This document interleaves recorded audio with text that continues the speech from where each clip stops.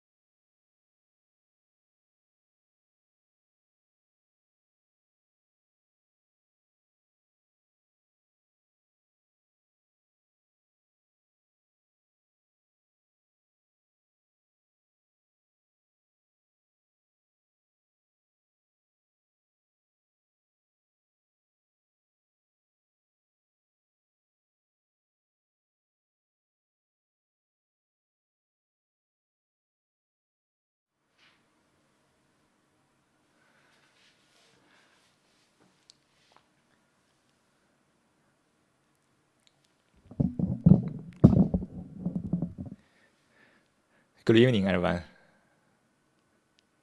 Welcome to today's session. It's Monday again. Everyone's busy. And it's good that we can sit here together to be with ourselves truly. For the past whole day, you may find that the mind enjoys being busy. Even you are alone. Actually, you are not alone. The mind is always playing all kinds of movies, pictures. It's really difficult to find a moment to be yourself truly, right?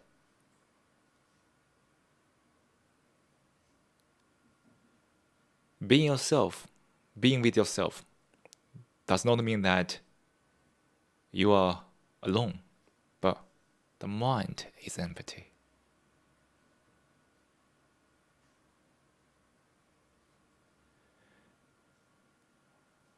We try to keep mind engaged in all kinds of things, all kinds of thoughts, to make ourselves feel fulfilled.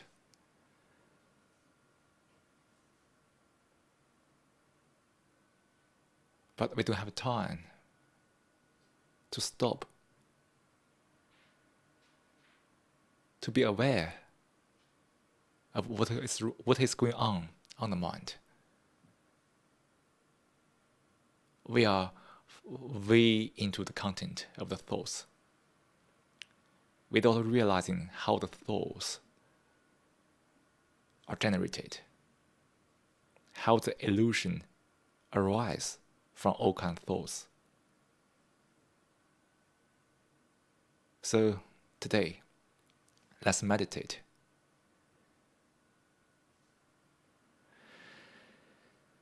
Meditation has become a platitude because this word has been used by different people in different branches. Every time we mention meditation, it seems that it's a method or it's a system of methods.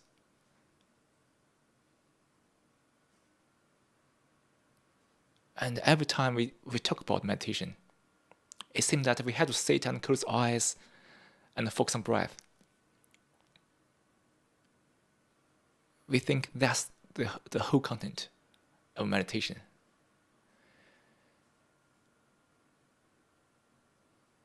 So that's why this word has been severely polluted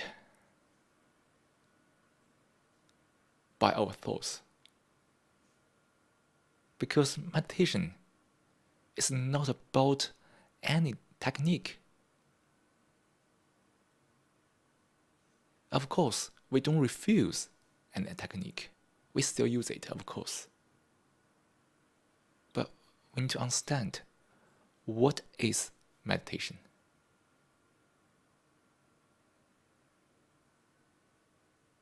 So to speak, meditation is life. Life is meditation. We join this session together to explore how to live a life. Not to ask about what is the technique. There's no technique to help us to live a life. If there's only one technique, that's to understand life thoroughly and totally.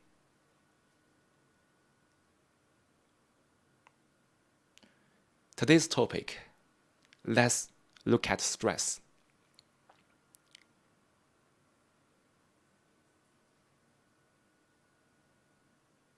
Every time we talk about stress, we always want to use all kinds of methods to get rid of it, assuming that we can really do that. But unfortunately,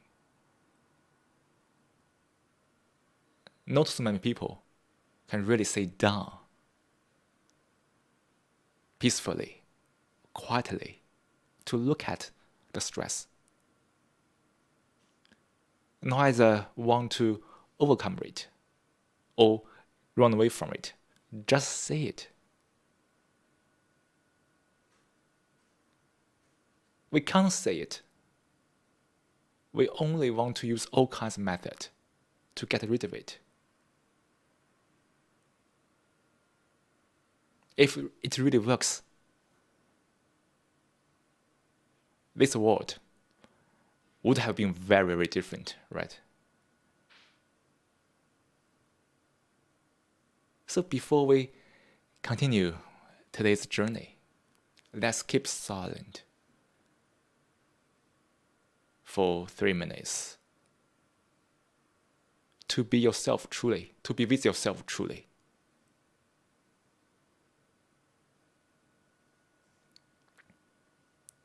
Try to be aware of your thoughts without being into the content.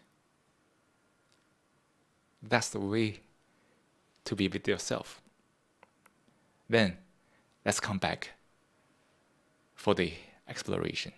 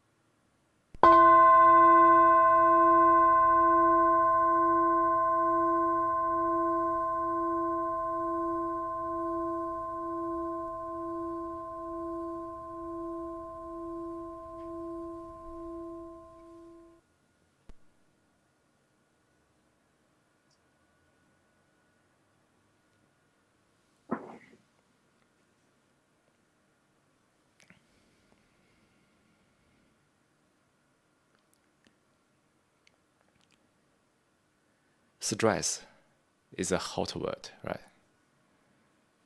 You can see it from everywhere, all kinds of books. It's teaching us how to deal with stress. So many different kind of experts, psychologists, is devising all kinds of theories about stress.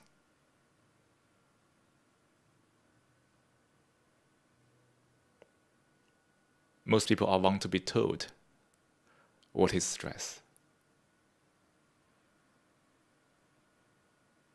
try to summarize all kinds of symptoms. Sometimes we also Google it. Hopefully we can pinpoint the issue by matching these symptoms of me with others.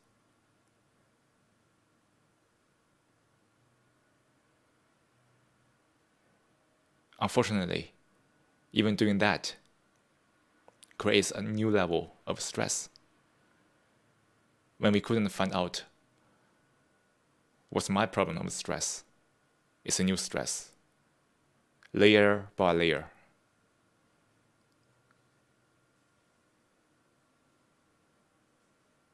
The thing is that, can we just look at the stress? Just look at it as it is.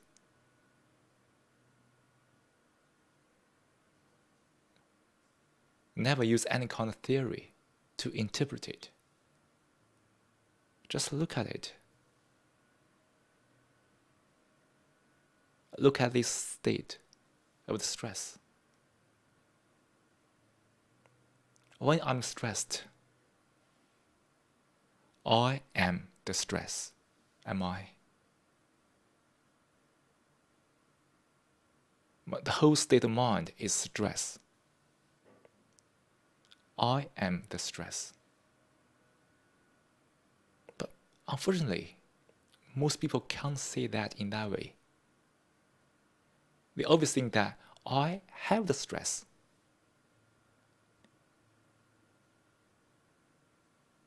It seems that I and the stress are different things. The stress is owned by me. I'm the owner of the stress. So I can get rid of it. I can get it out.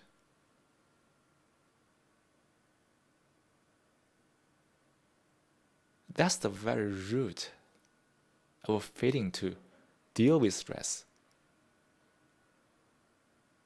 When we regard stress as something different from me.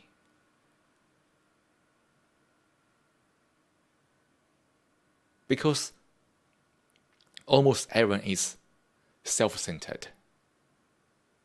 That's why all kinds of theories about this kind of stress can be easily accepted by so many people. Even the psychologist is also very, very self-centered, creating this kind of ideas about stress, which can be easily accepted by any other self-centered beings.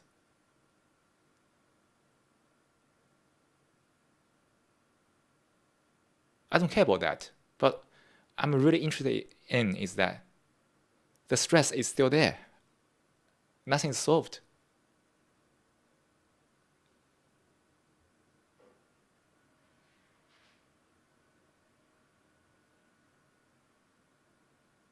When we create division between me and the stress, this division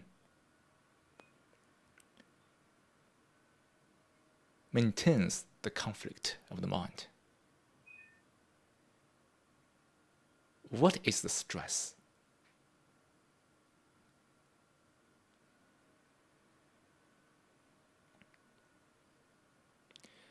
Isn't it the stress also the consequence of some sort of neurotic or mental conflicts?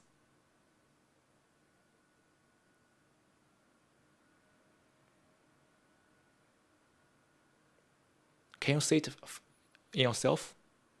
The stress. If there's no conflict on your mind, how can you feel stressed?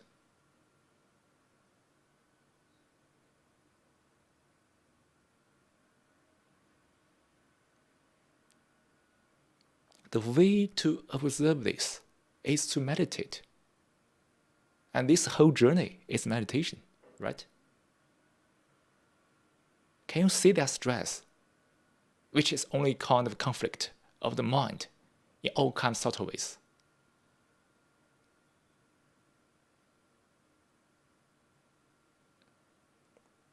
If you can see that now, at least I assume so, what's the difference between the conflicts that from the division between me and the stress and the conflicts leading to the stress?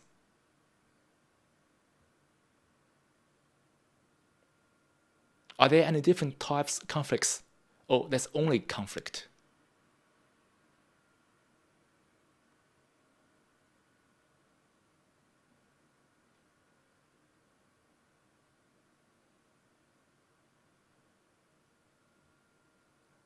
Can you see it on yourself?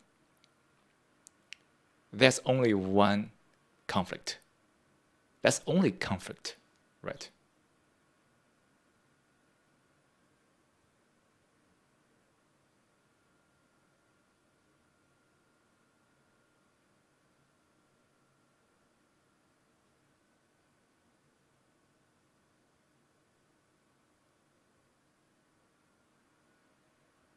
And division on the mind only leads to conflict.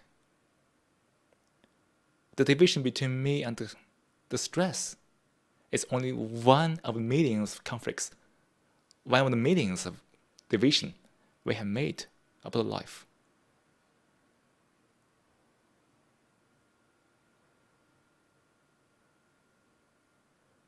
People may ask, what is division?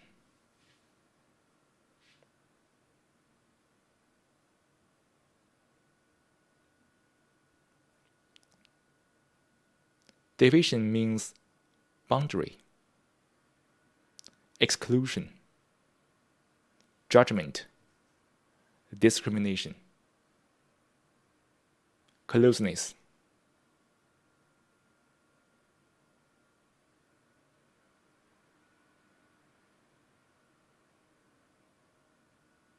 For example, if one thinks white is beautiful, black is not, that's division. Because it means exclusion, judgment, discrimination. Of course, the color of skin is very sensible, very, very sensitive, right? Because it relates to all kinds of racism. But it's just an example we mentioned here. But look at our life. In the very little corner of life, how many divisions you have about that. This is good, this is bad. I like this, I don't like that. When we dislike something, when we like something, it always means division, exclusion. This mental division only creates conflicts.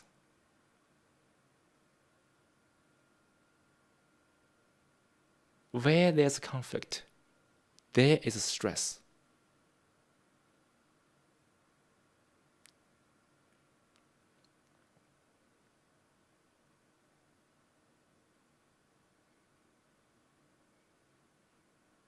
But for most people, they couldn't really see the stress as the conflict of the neurons. Still living in conflicts, they want to get rid of the stress, which is becoming a concept, only a concept.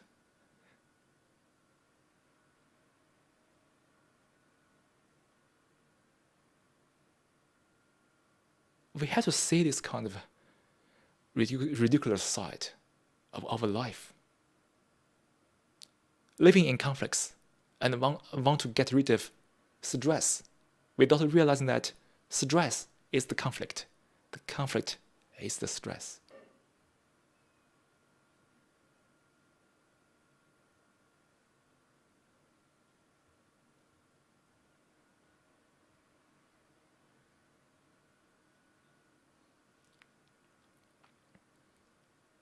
Look at our education. From youth, people are educated to categorize a lot of things. We don't say it's wrong to categorize, but it is easy to form the division based on the category.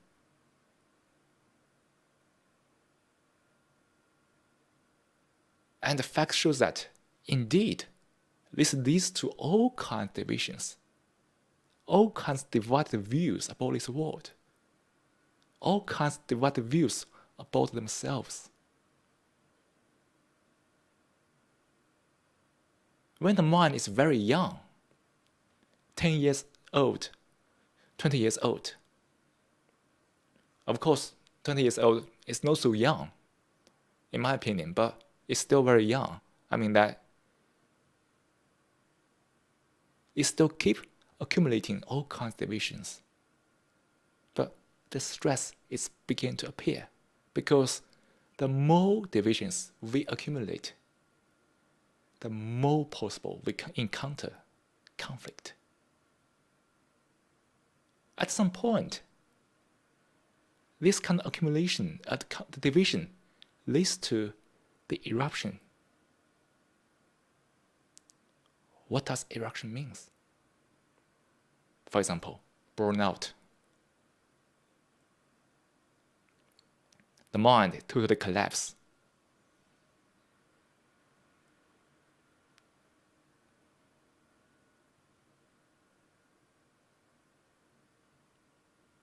We only want to deal with the symptom without realizing that all kinds of mental issues has their seed at the very beginning. And this process of growing from a seed to a severe problem is always continuous. But we never see that. So that's a new division, right? We only think that the problem pop up suddenly.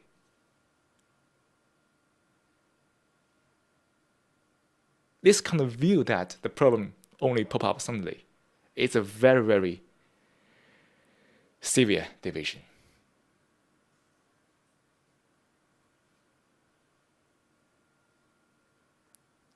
Of course, this is only one example of millions, billions of divisions we have made in life, privately or publicly.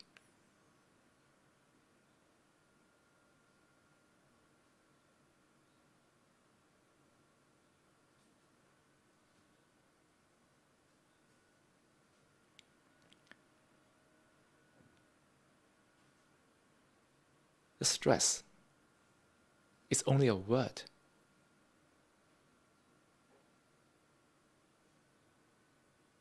But the word is not described.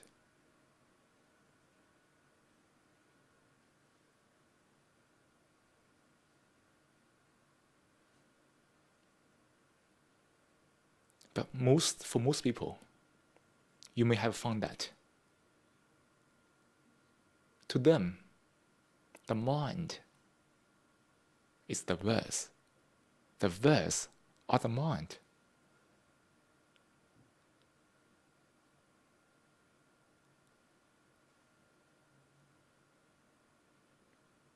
Have you observed this fact in your life? Around you, all the people around you? Have you ever noticed this kind of problem? It's horrible, is it? But that's a fact for most people on this planet. The words are the mind.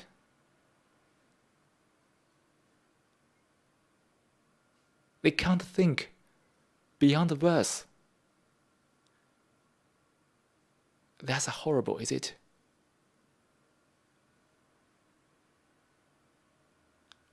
What does that mean? What does this horrible thing mean?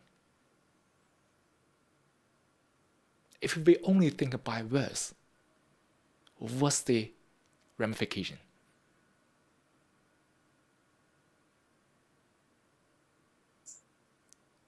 Division, isn't it? Because words only means divisions.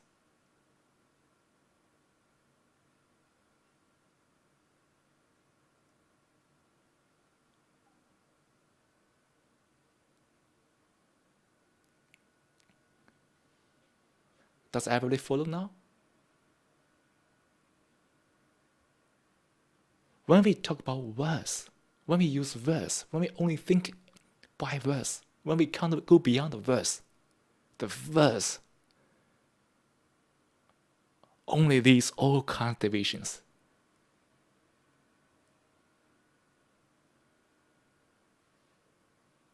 Look at this stupidity of people on this planet using verse, creating all kinds of societies, all kinds of rules.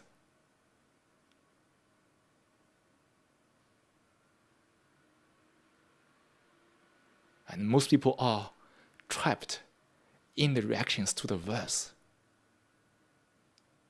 divided by verse.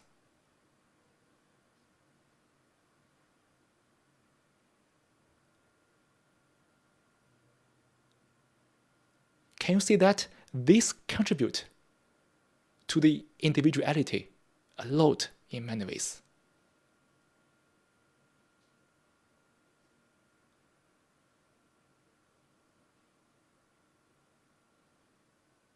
Zico, it is very strange, but this morning I read something by accident about the deadly sins in Christianity, and apparently the ideas were formed at the beginning of Christianity, maybe 1700 years ago, and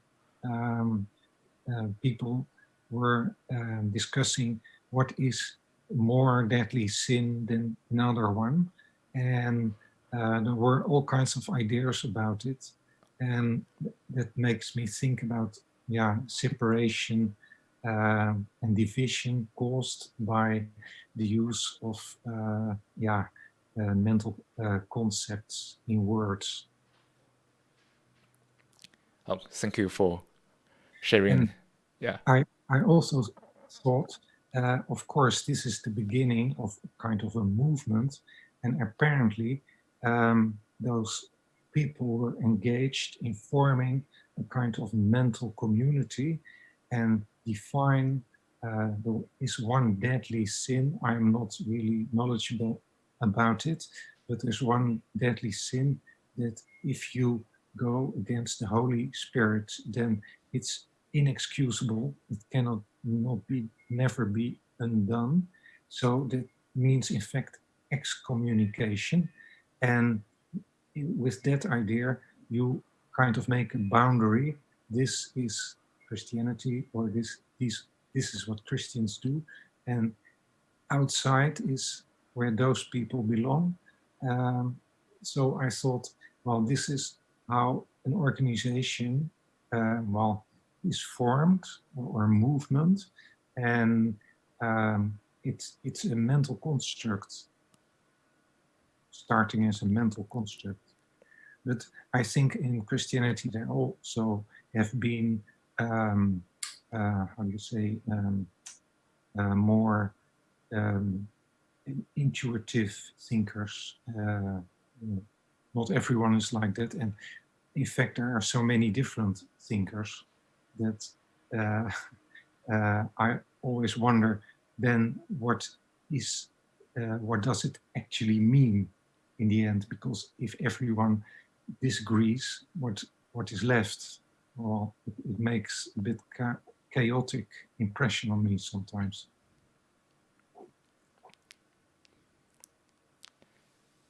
Yep. Thank you for Bob sharing these comments on this. And yes, for also the verse, as we said, creating all kinds of divisions. Because for most people, we only think by verse. And as Bob mentioned, like the mental community we formed in all kinds of ways. Look at this community around the world. Actually, most communities are based on some sort of a mental construct. And we need to say that people hopefully want to use this mental construct. to make the mind less in conflict. So look at the human beings around this world, right? We form all kinds of communities. The very famous one is the country. The nationalism, right, is a very famous one. It's based on all kinds of ideologies, a very complicated mental construct. And even we go in one country, the country is divided by all kinds of small communities until it's become the individual ones.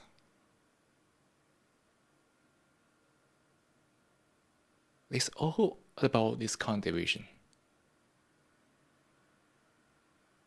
And this division creating the stress on each person.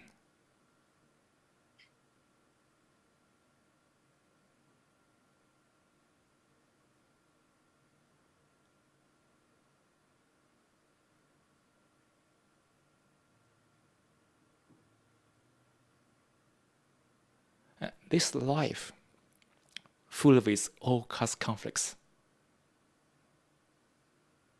divisions,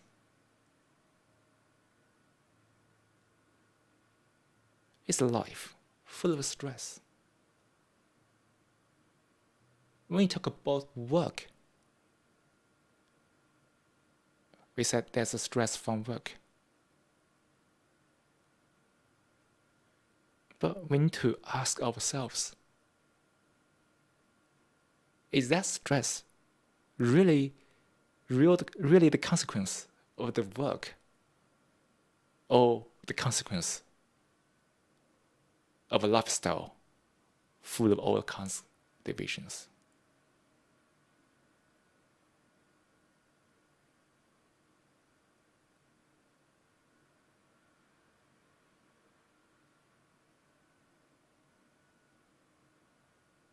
So to deal with the stress,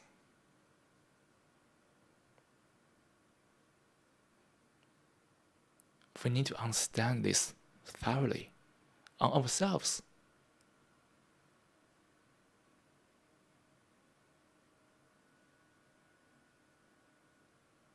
The only way to understand everyone is to understand ourselves, right?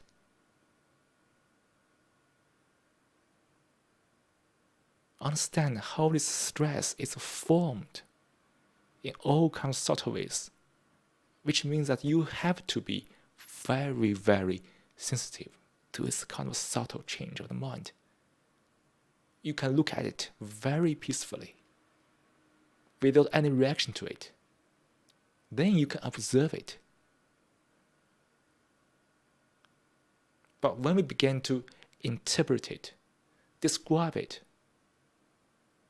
theorize it, the words, the language kicks in.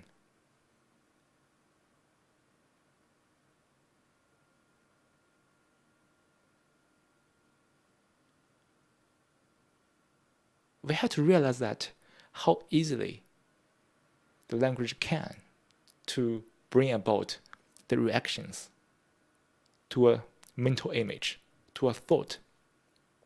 When we are in reaction to the mental images, to the thought, we are isolated by that.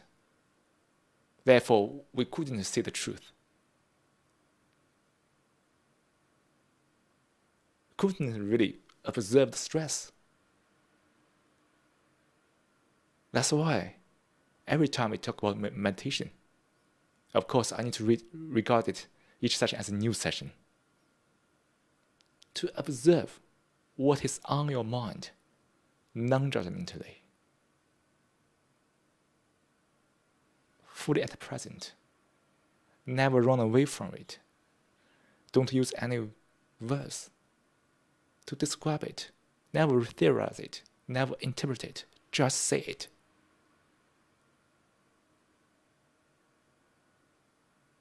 You have to be out of thoughts to say it, right? Or else, if you are in reactions due to the verse, due to some mental images, you can't see the truth.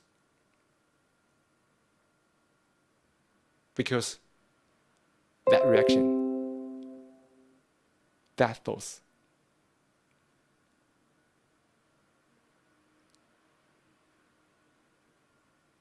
just kidnapped you. So to meditate is to really observe what's really on the mind. It's also the process of dealing with the language properly. We never deny language, but please listen to this. Using language is an art, is it? Speaking is an art. But look at our life. We have abused the speaking in many ways.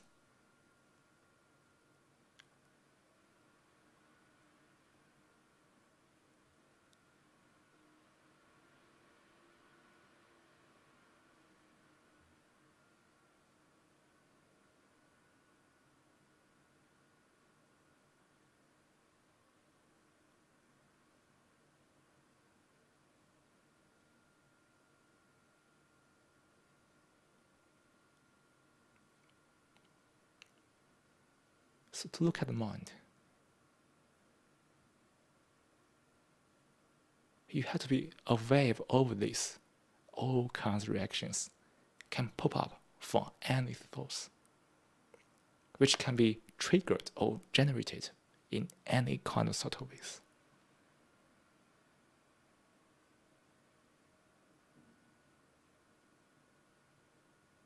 When the mind is free from all those reactions, the mind is super silent. I guess you may have found that already.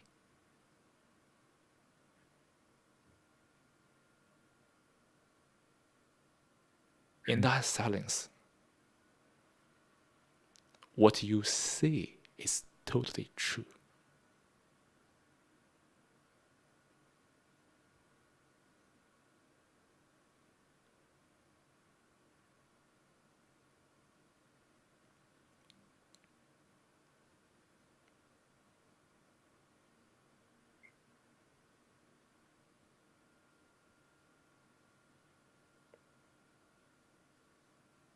So now, back to examine the whole day's life.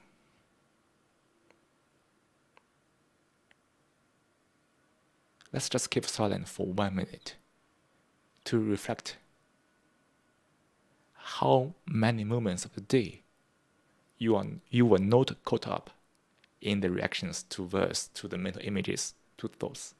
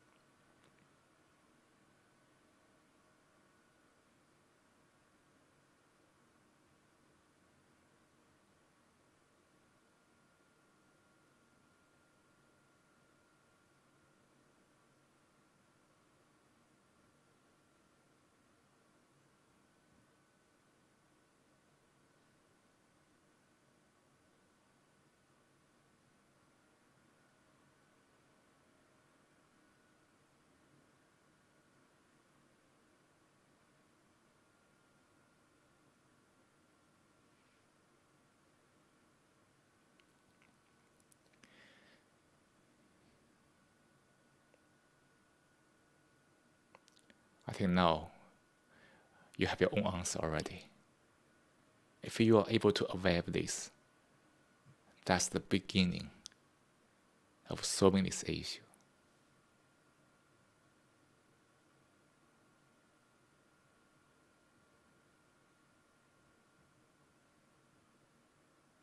The mind has to be changed.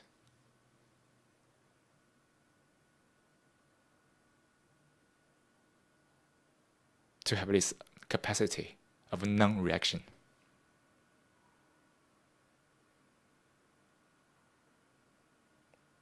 I can tell you, it is 100% sure to be able to change it. But how?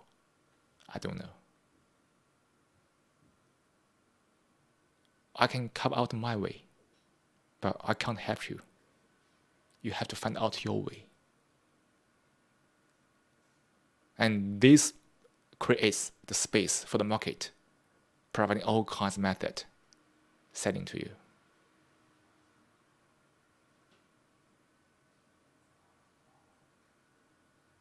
That's why we say that meditation, that this word has been polluted by this space. Because people want to selling you all kinds of methods to you.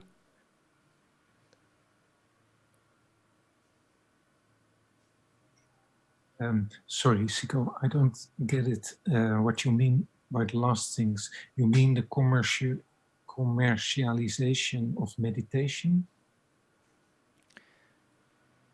so to speak?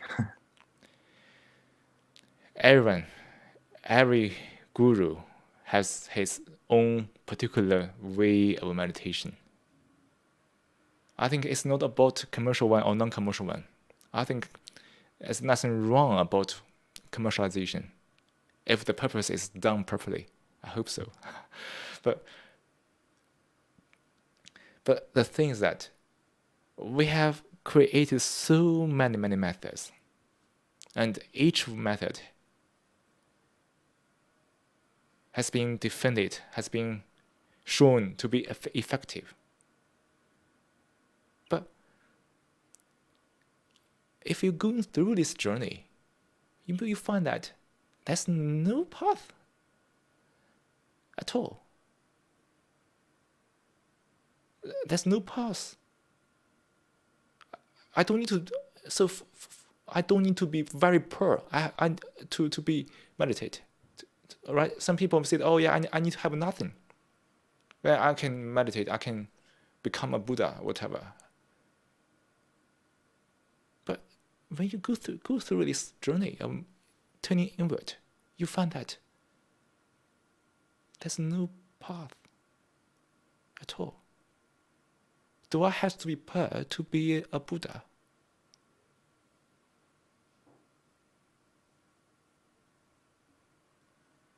Do I have to relinquish all kind of things to be austere?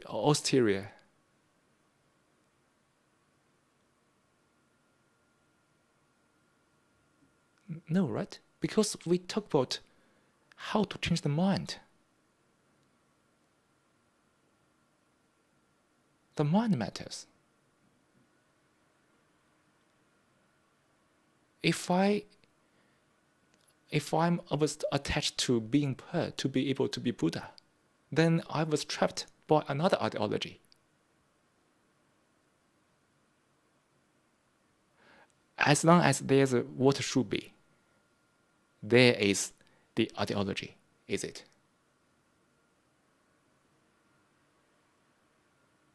The element of the ideology is what should be, right?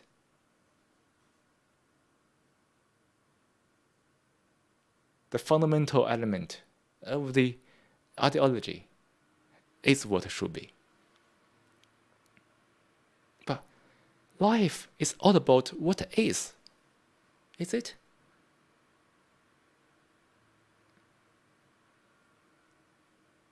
When we are trapped by what should be, then we couldn't see what is.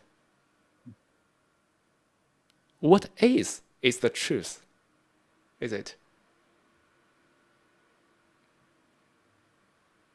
Truth is at each moment. It's right here, now. Because what is only now.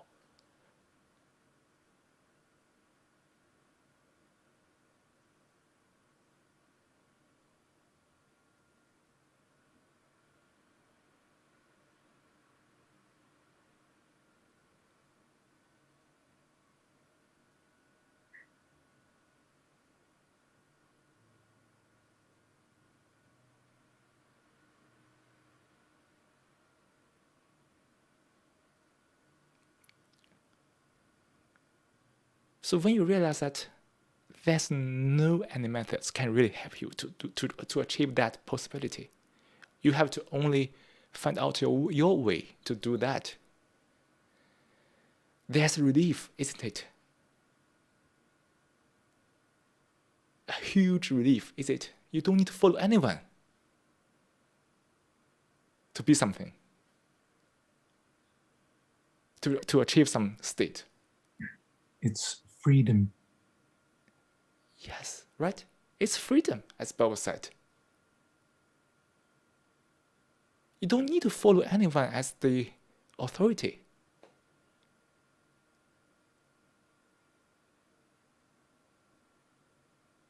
When there's no authority, there's no fear, there's only freedom. When you feel free, do you still feel stressed? When you are stressed, do you feel free? You feel more like trapped. When one is trapped,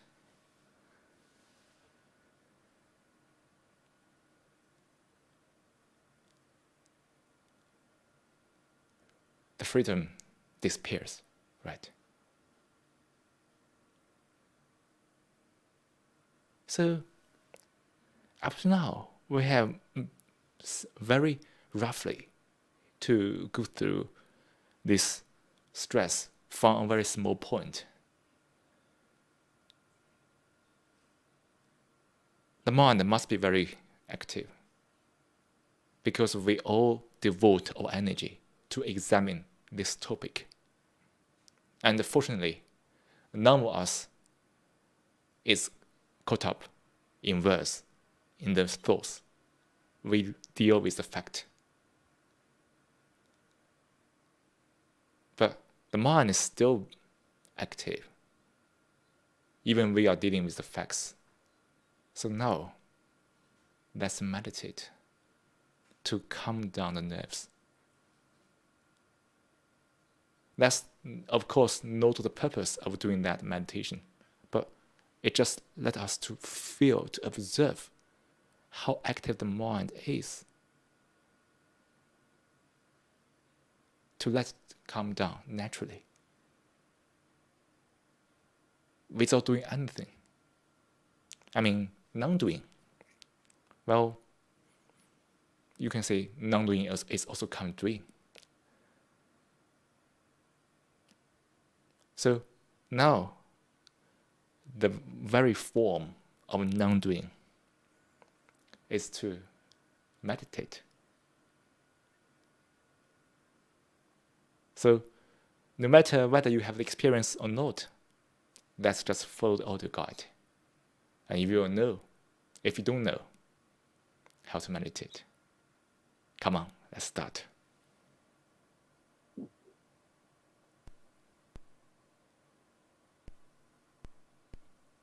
Now, let's take a 10-minute meditation. Start by taking a moment to find a comfortable position to sit in a posture that you feel relaxed and get alert. Let hands rest on your knees or laps.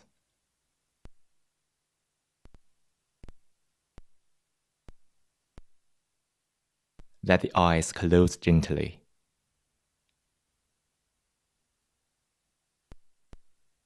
Soften your forehead.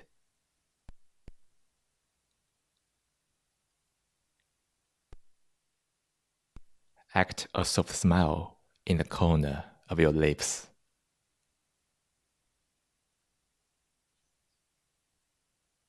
Breathe naturally. As you breathe in, be aware that you are breathing in. Feel the sensation of breathing in. The region can be the nostrils, can be the belly, can be anywhere. Focus on the part you feel most.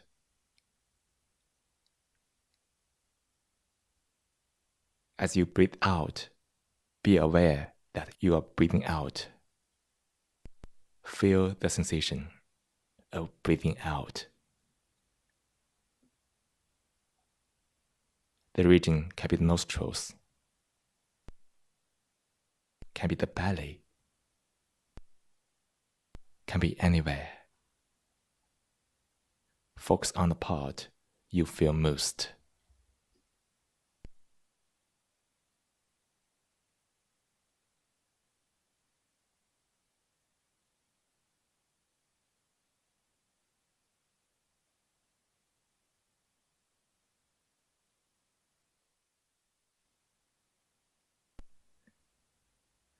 Fix your attention on the breath. Let go of any thought, words, images. This moment, nothing is more important than breath.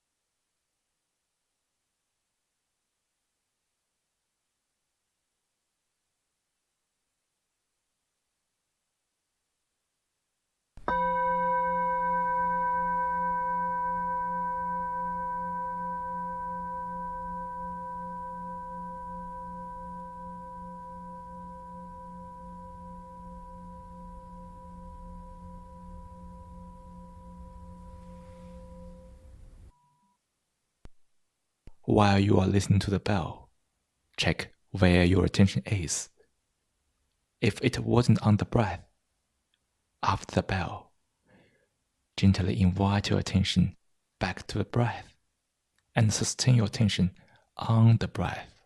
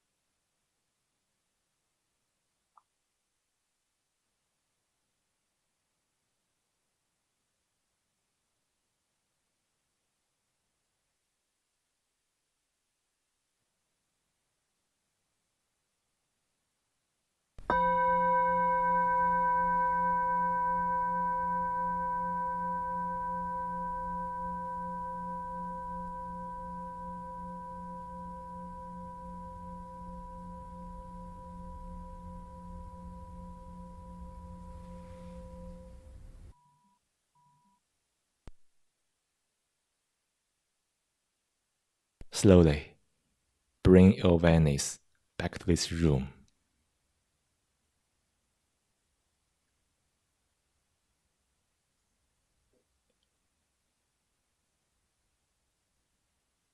Feel into your body.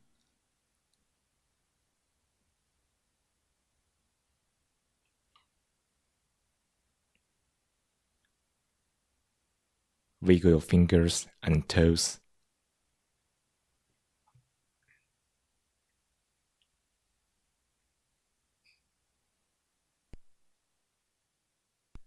When you are ready, open your eyes.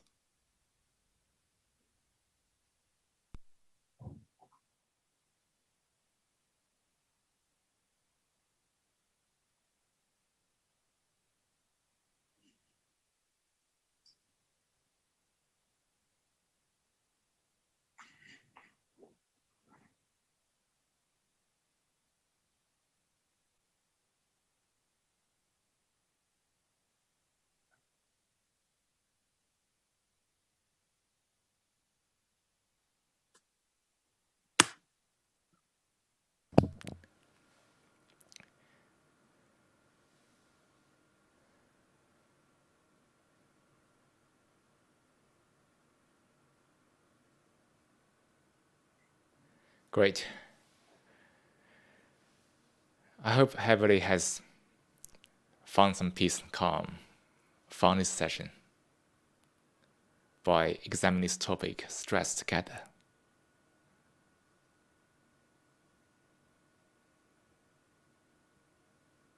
It's very fortunate that we can sit together to go beyond words, to look at this fact without any interpretation, any words, any justification or condemnation. We just see it as it is.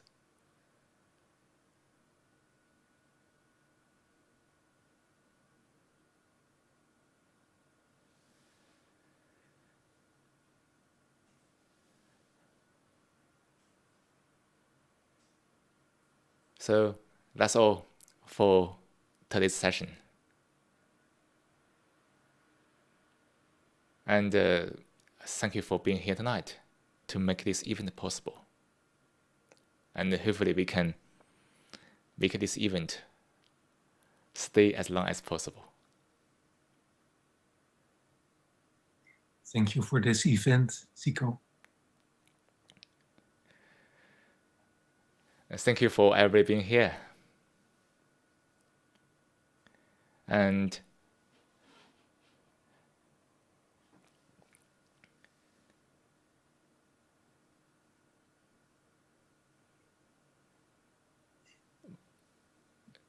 so please allow me to finish the session. If we want to talk, we can stay here for some talks. Yeah, just okay. Let me finish this session, okay? Perfect. So let's finish it, and hopefully we can see each other again in the future. Hopefully face by face. Hopefully this very special and strange, chaotic time ends soon.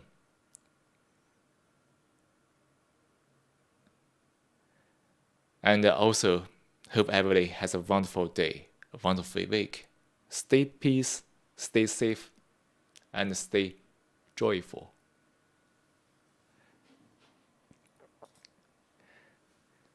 See you, everybody. Take care. See you, Anna. See you, Zico. Bye.